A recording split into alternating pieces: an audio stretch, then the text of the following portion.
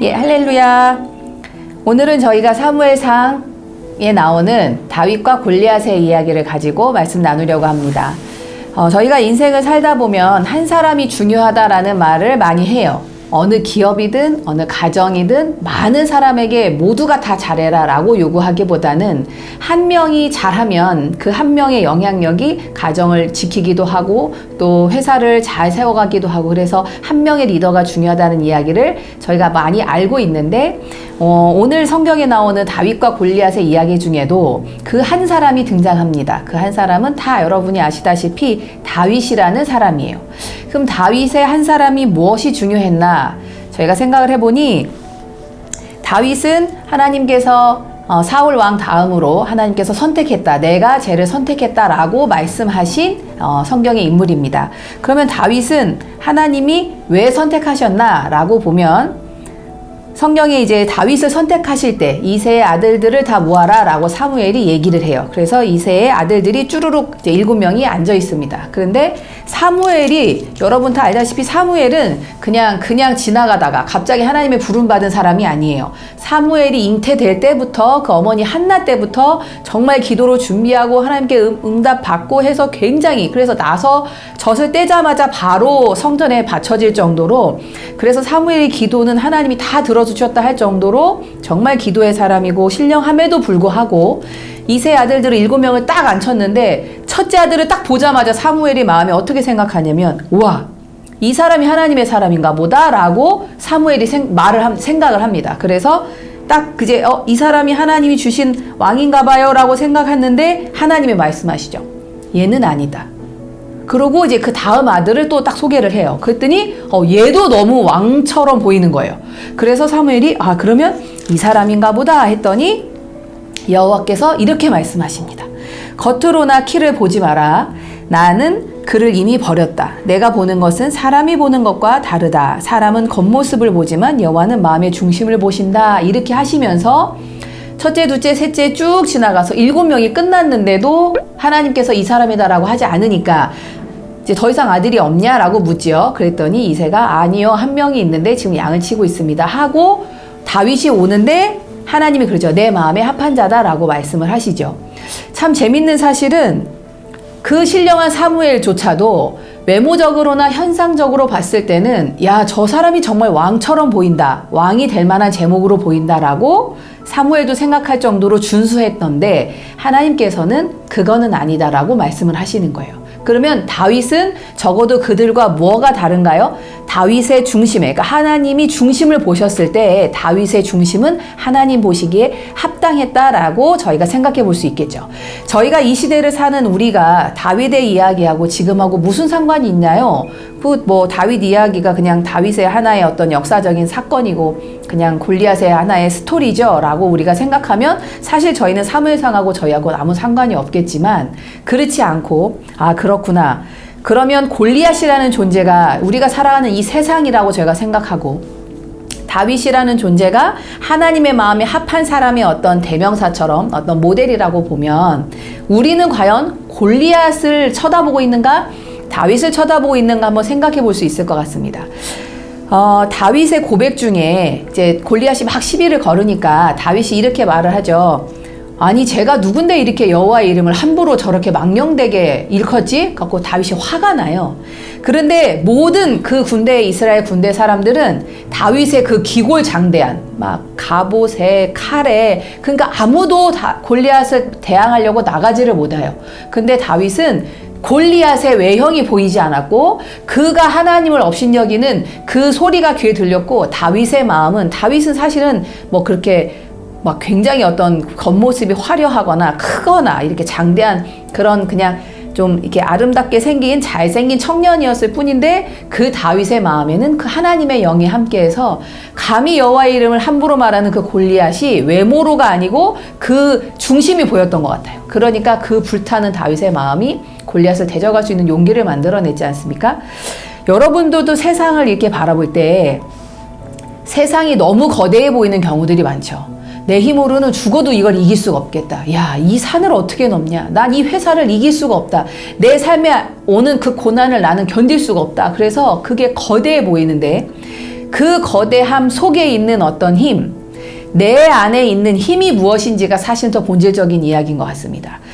여러분들이 어떤 대상을 두려워하는, 여러분이 어려워하는, 극복하기 어려운 대상이 내 앞에 있을 때 그게 어떻게 보이느냐에 따라서 그게 극복이 되기도 하고요. 내가 그거로 하여금 짓눌려지기도 하는데 하나님께서는 본인이 능력이 많으세요. 많은 정도가 아니라 본인이 모든 능력을 갖고 계신 분입니다. 그러나 반면에 인간은 어떤 것도 내 힘으로 할 수 있는 것이 없어요. 그래서 인간들은 무언가를 하려면 반드시 어떤 도구가 필요합니다. 그래서 여러분이 이제 우리가 인생 살면서 아이들한테 공부를 많이 하라고 하는 이유도 니네 공부를 잘해야 돼. 왜? 그래야 좋은 대학 가지. 왜 좋은 대학을 가야 하는가? 좋은 대학을 가야만 좋은 직장에 좀 힘 있는 어떤 자리에 올라갈 수 있는 조건이 되기 때문이에요. 그러니까 아이들한테 끊임없이 공부하라고 많이 저희들이 이제 부모님들이 요청을 하지요. 그런데 왜 인간은 그럼 그렇게 찾는가? 사람이 많이 모여야 저에게 힘이 됩니다. 내가 높은 직위에 올라가야 힘이 돼요. 제가 만약에 저를 따르는 추종자들이 하나도 없고 제가 돈도 하나도 없고 명예도 없으면 아무런 제가 어떤 힘의 영향력을 끼칠 수가 없죠. 그런데 제가 만약에 사람이 막 한 팔로워가 제가 막 100만 명 되고 제가 만약에 뭐 굉장히 어떤 높은 정치적인 지위에 있으면 그냥 제 말 한마디가 큰 영향력을 끼치죠. 사람은 이렇게 선한 영향력 혹은 어떤 내 존재에 영향력을 끼치고 싶은 마음이 있으니까 그런 거를 소유하고자 하죠. 그런데 인간은 이제 그런 거에 반면에서 하나님은 본인이 그냥 능력의 원천이시기 때문에 본인은 무엇든지 할 수 있어요. 그래서 많은 사람이 필요하지 않습니다. 많은 돈이 필요하지 않아요. 심지어는 죽음도 삶도 하나님한테는 크게 문제되지 않아요. 왜냐면 죽으면 어때요? 내가 살릴 수 있는 능력이 있으니까. 그런데 하나님한테는 결정적으로 뭐가 없냐면 눈에 보이지를 않아요. 그러니까 하나님께서 자신을 드러내실 때 눈에 보이지 않는 하나님이 눈에 보이는 누군가를 통해서 그분을 일을 하시는데 그럼 하나님은 그 자기의 일을 통해서 일하는 그 한 사람을 누구를 선택하는가 봤더니 아까 제가 말씀해 읽은 것처럼 마음과 중심의 하나님을 찾는 그 한 사람을 찾으시는 거예요. 돈이 많은 사람이 아니고 권력이 높은 사람이 아니고 하나님의 말씀대로 순종할 수 있는 그 마음이 저는 하나님의 음성대로 순종하겠습니다 라고 내 마음의 중심이 하나님에 가 있는 그 한 사람을 하나님은 오늘도 찾고 계시는 줄 믿습니다.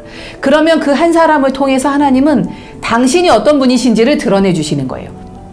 골리앗과 다윗이 이제 딱 싸움이 붙었는데 뭐 너무 다 아시다시피 그 물맷돌 하나로 이제 이렇게 그거를 탁 날려가지고 이마에 정통으로 맞아서 그냥 뭐 골리앗이 뭐 한 번 움직여 보지도 못하고 바로 죽는데 아시는 분들은 다 아시겠지만 돌멩이가 이마에 맞았다고 해서 그 이마에 뼈를 깨고 그게 들어가서 사람이 죽기까지는 뭐 우리의 힘으로 절대 되지 않죠.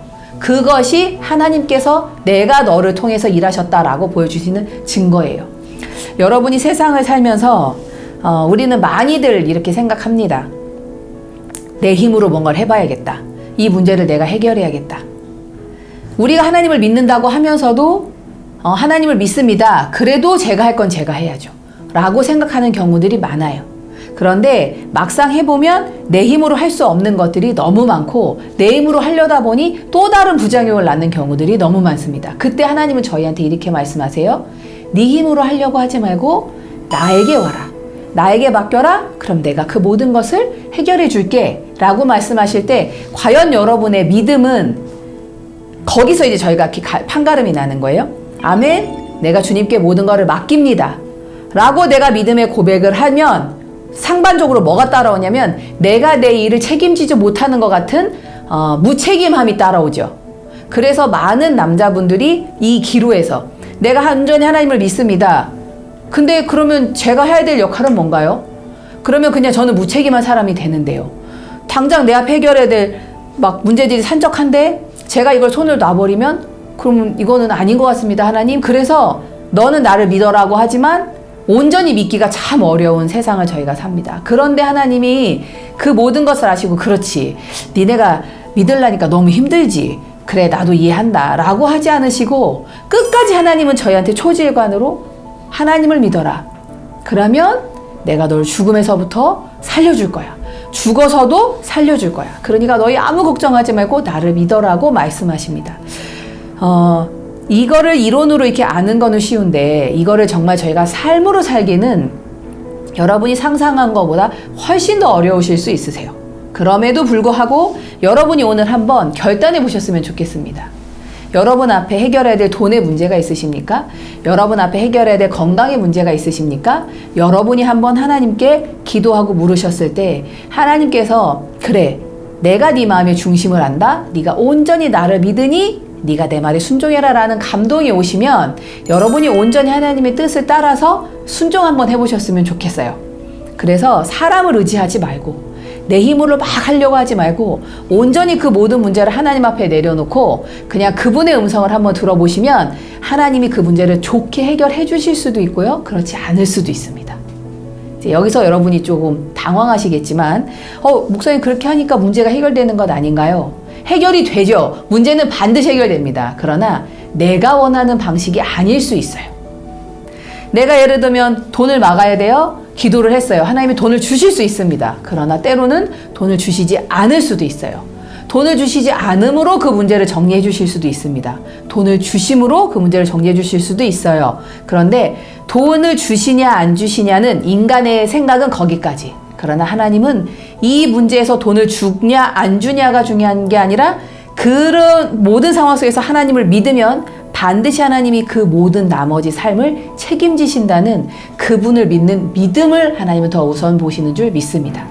여러분들이 지금 내 앞에 처해 있는 문제를 그냥 하나님 앞에 내려놓고 온전히 하나님 말씀에 순종해 보실 때 우리가 경험해야 되거나 우리가 선택해야 되는 고민은 믿냐 안 믿냐가 아니라 믿었을 때 나타나는 그 다음 현상에 대해서 내가 어떻게 선택하고 결정하느냐예요.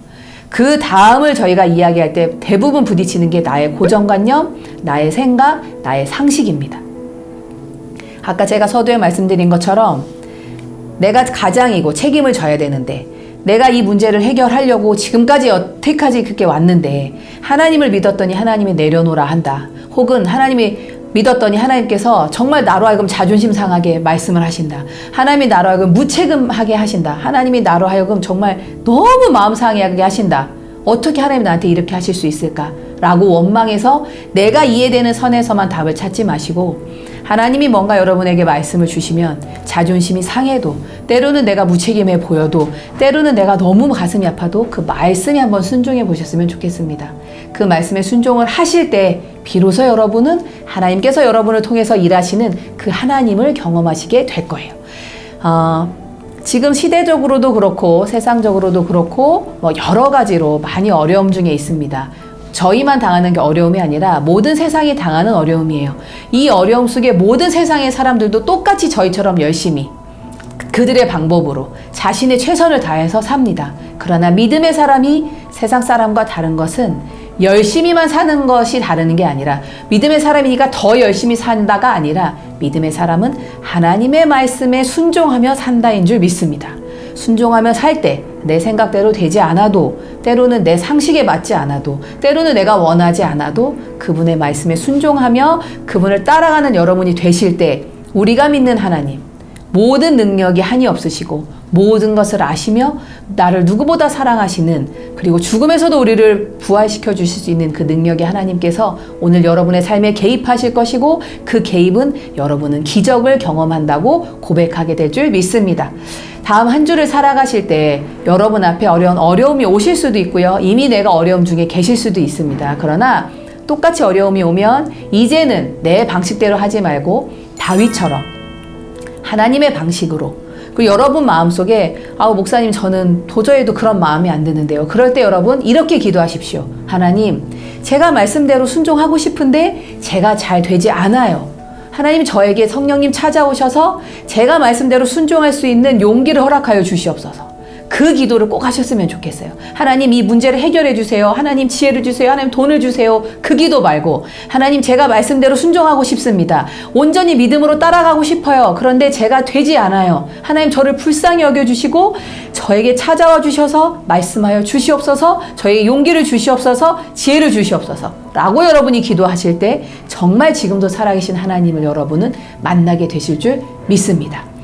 다음 한 주간도 여러분 믿음 안에서 말씀 안에서 꼭 승리하시고 사무엘상 17장 18장 두 장을 이제 여러분이 읽으시면서 다윗은 어떻게 골리앗을 물리쳤나, 다윗이 가지고 있었던 건 무엇인가, 나도 믿음이 있다고 말하지만 나는 과연 다윗 같은 믿음인가. 다윗의 고백과 그 다니엘서에 나오는 세 친구의 고백이 동일합니다. 세 친구가 이렇게 고백합니다. 우리는 여호와를 믿습니다.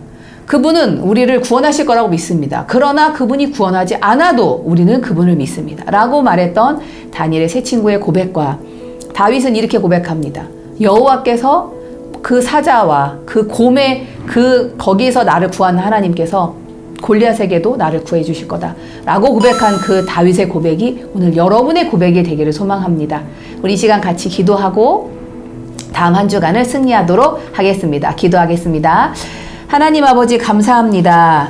저희가 말로는 믿음이 있다 하고 정말 주님이 능력이 무궁하다고 저희가 말은 하지만 정말 저희가 믿음대로 살아가는 삶의 어떤 결정에 있어서는 하나님 때로는 우리 생각이 너무나 앞서는 줄 알고 또 저희가 그렇게 경험합니다. 지금까지 내가 말로만 믿고 내 삶에서 결단하지 못했던 저의 삶이 있다면 하나님 이 시간 저희가 주님 앞에 내려놓기를 소망합니다. 성령님 저희 가운데 찾아와 주셔서 저희로 하여금 말씀을 붙잡고 말씀대로 살아갈 수 있는 힘을 더하여 주시옵소서. 저희 앞에 있는 그 고난이 내 방식대로 해결되기를 바라는 것이 아니라 주님의 방식대로 해결되기를 소망합니다. 나를 누구보다 잘 아시고 누구보다 나를 사랑하시는 그분께서 가장 나에게 최선의 길로 나에게 필요한 그 길로 우리를 인도하실 줄 믿습니다. 성령님 그 믿음 가운데 함께하여 주시고 당신의 살아계심을 보여 주시옵소서. 이 영상을 보고 이 기도를 함께 동참하는 우리 모든 성도들이 정말 다윗처럼 말로 주님을 고백하고 삶으로도 행동할 수 있는 그런 다윗의 믿음의 성도들 될 수 있도록 주님께서 함께 하시고 동행하실 줄 믿사오며 다음 한 주간도 주님의 은혜 가운데 저희를 꼭 붙잡아 주시옵소서. 오늘도 살아계신 우리 주 예수 그리스도의 이름으로 기도합니다. 아멘.